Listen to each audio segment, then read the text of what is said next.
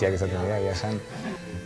Tensio puntxo horrekin ez, aste guztia reporteria lantzen eta kontzertua itxoiten, eta batean zarro ateratzeko prest, eta esan dizutan bezala, tensio hori, gogori arrankatzeko, dena emateko eta momentu magiko hori sortzeko, ez? Publikoa xerita itxoiten, zateatzea argiak itzaltzen dira, eta tensio hori erra sentitzea, behin ja gero askatzen duzula eszenarioan, ez?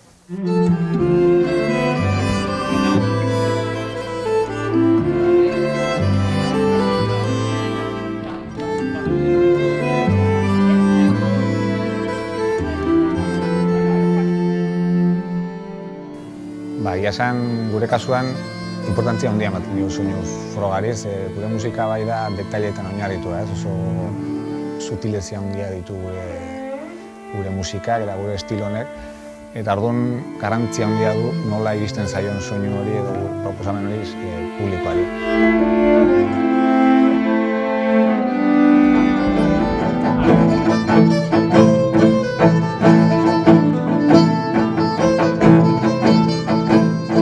Ritual bada ez, baina, kaos bat ere bai, kaos ordenatu bat esango nuke. Bakoitza badauka bere egin behar txikia,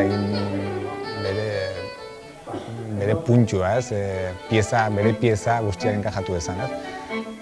Agian da, inoiz hitzen ez dugun gauza bat edo ritual da, baina bakoitza badaki zertan jarri behar duen atentzioa, zer dan bere papera, eta oso garrantzitsua da, elementu bakoitzak bere lantxo hori egitea, gero emaitza benetan borobila izateko, ez?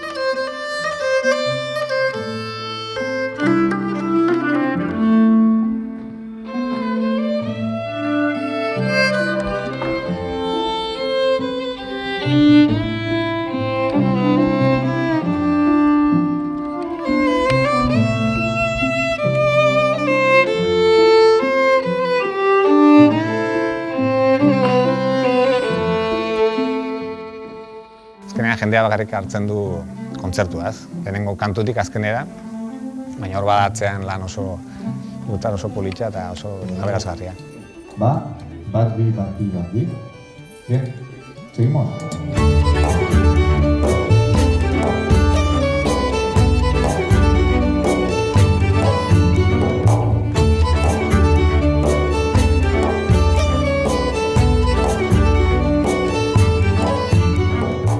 Guretzat zorte ikaragarria da, gure musika pertsonala kasuntan, gure proiektua eta gure sentitzeko modua publikoari eskaini ahal izatea. Bakigu oso ondo nola dauden gauzak, musika munduan, arte munduan, eta jende asko oso ona eta bikaina dago aukera hori ez daukana, ez? Eta gu asko baloratzen dugu, eta festa bada guretzat, esan bezala kontzertu bakoitza.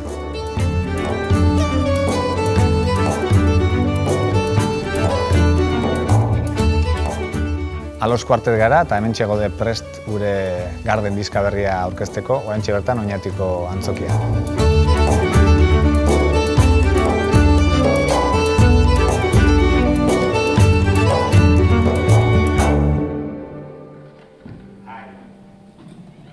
Bai, argi. Referentzia